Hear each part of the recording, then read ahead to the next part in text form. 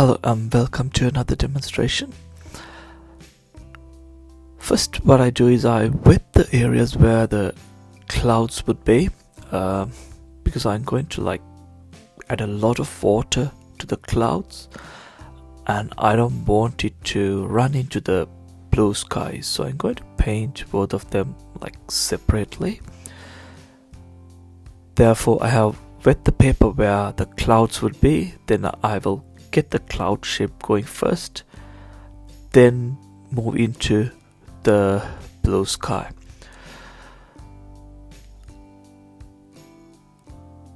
I'm using a mix of burnt sienna with a bit of ultramarine blue to get this grey.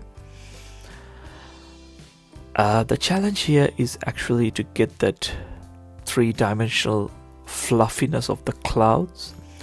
So I'm adding a bit more warm colors now, a bit of burnt sienna, and just gradually make it into white and try to get that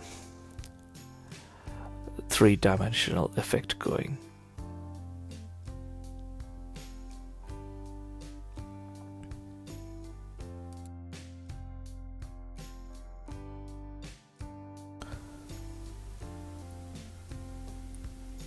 I'm going to use a mix of cobalt blue, bit of alizarin, and I'm adding a bit of white paint as well, just to make the mix a bit more thick. The reason being, I don't want the blue to run into the cloud shape. I do want a soft edge, but I do not want it to run too much into the cloud shape. So by adding that white into the mix, it makes the mix a bit more thicker while still having the blue as a pale blue. That way you can see that the blue and the clouds are still distinct shapes.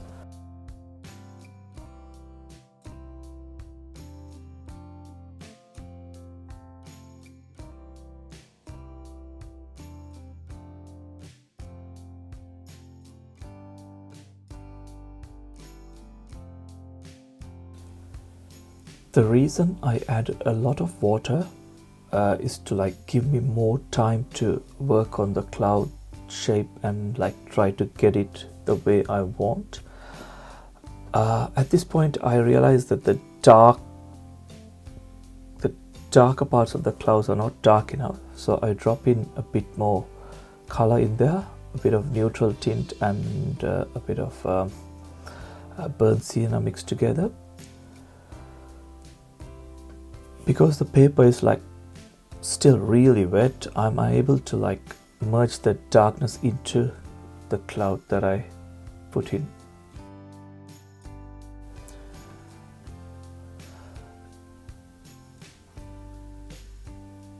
When painting watercolor, you need to react with the wetness of the paper, and the challenge is that it varies every day. Even when you paint in the studio, things could dry faster or slower depending on the time of the day, the time of the heating or cooling that you are using in the area. And even if you use the same brand of paper, sometimes they act differently in a different day. So you need to learn to react on that particular day and time to understand the wetness and go accordingly. At this point, I'm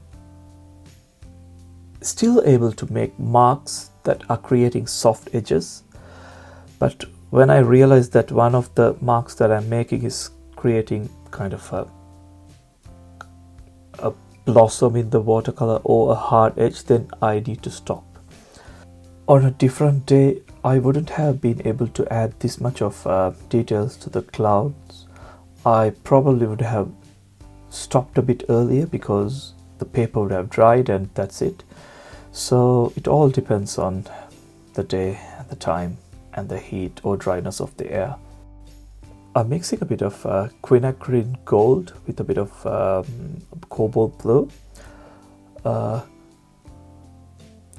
So this quinacridone gold is an interesting color. It used to be made with a pigment called PO49. Then the manufacturers of the pigment stopped making the pigment years ago. The newer versions of the quinacridone gold doesn't use that single pigment. They are a mix of few other pigments and they don't really mix well. Unfortunately, this is the last tube of quinacridone gold that I have, which is made from a single pigment. So I hold on to it and rarely use it. This particular painting actually required that gold warm color, so I'm using a bit of it to get that green. And as you can see, I've got around 60% of the tube left. I'm hoping to have it for as long as possible. I'm using cobalt blue and burnt sienna in varying amounts to get the dark areas of the trees.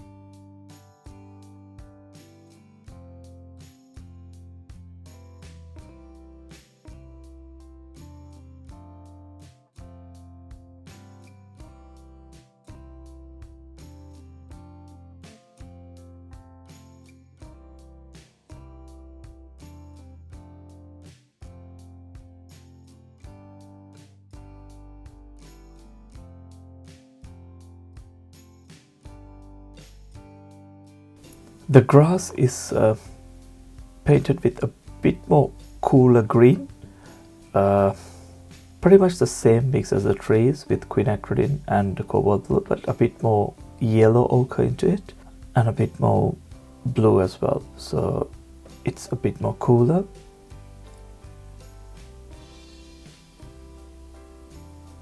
And it gradually becomes a bit darker towards the foreground as well. So most of this grass will be covered by the shadow that I put in later.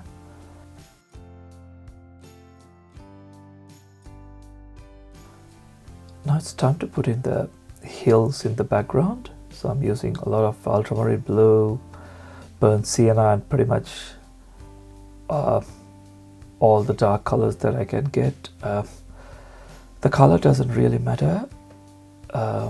What I'm really after is to create that negative shapes with the trees, and I'm planning to mix a lot of color on the paper as well, otherwise it will end up being a boring dark shape. So I'll drop in a bit of burnt sienna wet on wet into the paper and keep on going. It's a bit of a challenge to get that tree shapes preserved, and unexpectedly the shape has started to bleed. It's not a soft edge, it's actually a kind of bleeding and creating a blossom there. So I'll just dry that part of the sky and continue, but it's still happening, which means I might have to make this hill a bit more bigger, but I'll worry about that later. I'll just continue with putting in the dark shape first.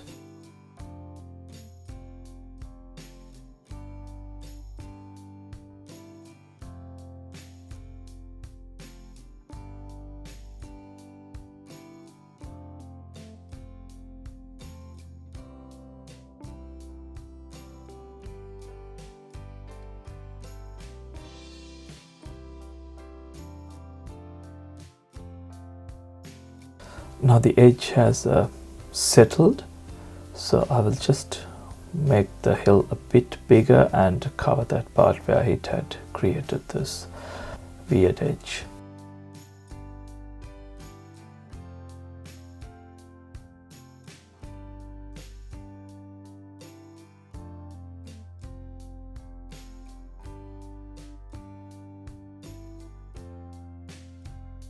is to put in that large shadow in the foreground and the middle ground.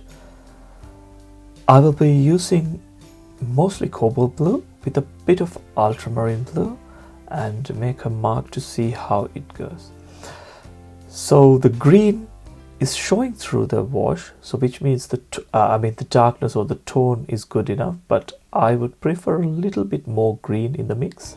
So I'll add a bit of yellow to the mix just to make the shadow a bit more greener, and I think the color that I have now is good here.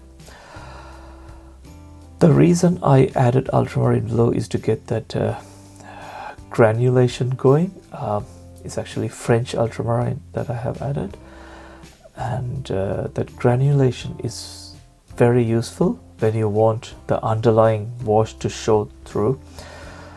And as you can see, the green that we put in earlier, it's like showing through nicely under the shadows and creating that beautiful brightness. Whenever I put in shadow shapes, I try to have it as transparent as possible. So it's a bit of a trade-off between having the correct amount of darkness or the tone, and also trying to like get that underlying wash to show through the transparent wash.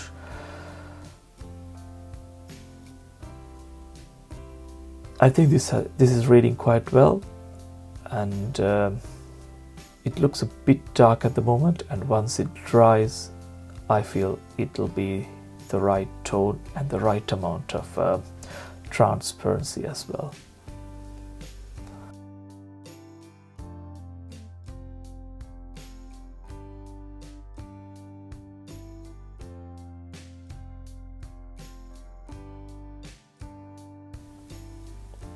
Now the shadow is dry and I'm like putting in this dry brush strokes.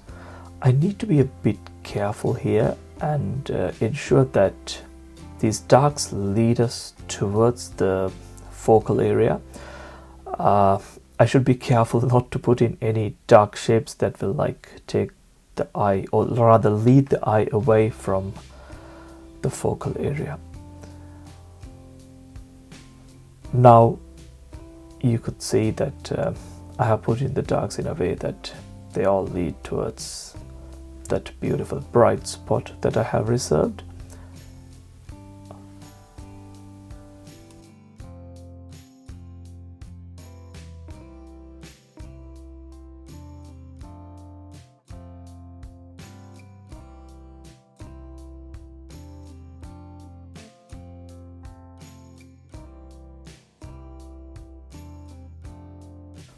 The cows are not in the reference photos. Actually, when I took these reference photos, there were a few kangaroos that were like hopping around, but they are a bit difficult to depict this far away, so I will put in these cows, some of them in the shadow and some of them in the bright light, and reason being just to give a bit of scale to the trees and the hill in the background.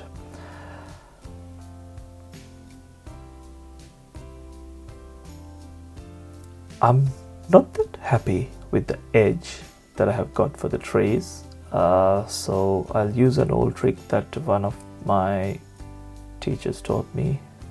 I took a workshop with the artist Julian Brewer, who taught me this trick to like put in a masking tape and use thick pigment on top to get that nice edge. I know quite a few artists use this, but I was first introduced to it by Julian Brewer. This kind of gives that neatness. I mean, it's a balance of neatness and the lack of it in a painting, especially in a landscape, that makes it beautiful. So this edge looks really clean, but there are lots of areas in the painting where it's not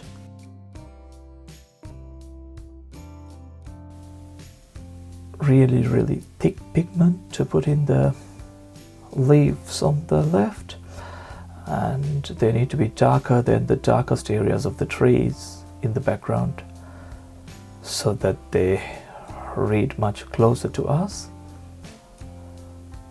I'm trying to get that shape of the gum leaves going, but it's a bit of a challenge.